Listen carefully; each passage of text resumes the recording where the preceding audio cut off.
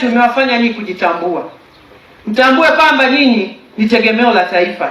Mtambue kwamba nyinyi ni tegemeo la familia. Mtambue kwamba nyinyi ni tegemeo la jamii nzima inayowazunguka. Kwa hiyo sitarajii mkaenda kwenye jamii yetu mkiwa mmevaa miwani meusi isiyoona ukimwi, isiyoona dawa za kulevya, isiyoona mdudu rushwa. Nendeni mkakae mbali na mambo haya.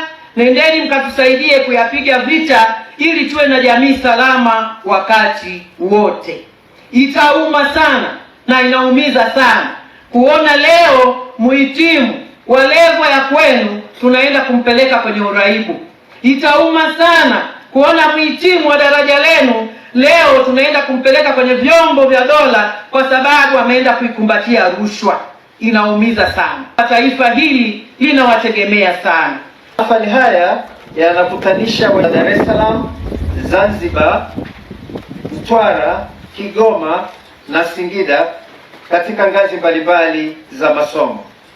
Hakika mahafali haya ni ya kihistoria kwa kuwa kwa mara ya kwanza kampasi ya Singida, lakini pia inaonyesha ukuaji wa taasisi yetu katika kupanua fursa za elimu ya juu na kuandaa wataalamu wenye maarifa na ujuzi unaohitajika katika maendeleo ya taifa letu. Katika mahafali haya ya 24 utawatunuku jumla ya wahitimu 548 kutoka kampasi za Dar es Salaam, Zanzibar, Mtwara, Kigoma na Singida.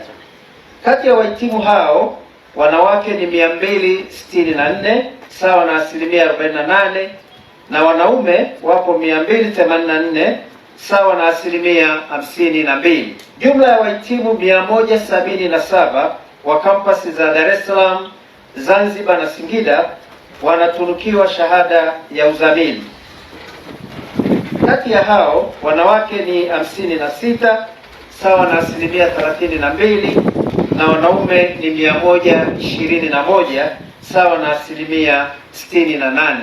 Wahitimu wengine 371 kutoka kampasi za Dar es Salaam, Mtwara na Kigoma watatunukiwa cheti cha awali, astashahada na astashahada. Mafanikio ya kampasi ya Singida. Taasisi inaendelea kupiga hatua kubwa katika utekelezaji wa majukumu yake ya kimsingi sambamba na uboreshaji wa miundombinu ya kufundishia na kujifunzia.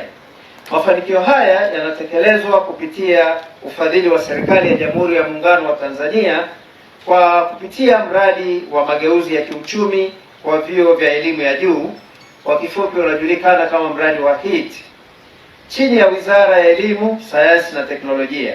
Miongoni mwa mafanikio ya mradi huu ni pamoja na ujenzi wa jengo la taaluma katika kampasi yetu ya Singida ambalo litagharimu jumla ya shilingi bilioni 13.5. Sisi wilaya Singida tunapata faida sana kwa chuo hiki kuwa katika wilaya yetu. Kwanza imetusogezea elimu karibu. Kwa sasa vijana wetu kutoka wilaya Singida na wilaya mbalimbali za mkoa wa Singida hakuna kuhangaika tena kufata elimu mikoani. Mheshimiwa mgeni rasmi, naomba utambue pia asilimia kubwa ya wahitimu walioko hapa ni waajiriwa na wengine wamejiajiri. Hivyo imekuwa ni fursa ya kupata muda wa kujiendeleza kielimu katika mkoa huu. Hivyo kwa watu wanaoteuliwa, wanaopangiwa kazi katika mkoa wetu wa Singida wasiwe na wasiwasi wa kujiendeleza kielimu, kwani tuna chuo kikubwa, chuo kizuri cha TIA. Karibuni sana. Mheshimiwa mgeni rasmi, chuo hiki pia kwa namna nyingine kimeongeza uchumi.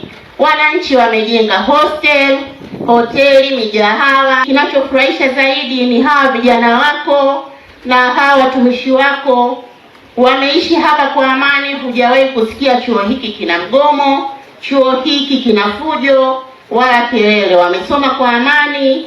Kwa hili nawapongeza sana, mmetendea haki chuo hiki na wilaya yetu kwa ujumla. Nawapongeza sana sana sana.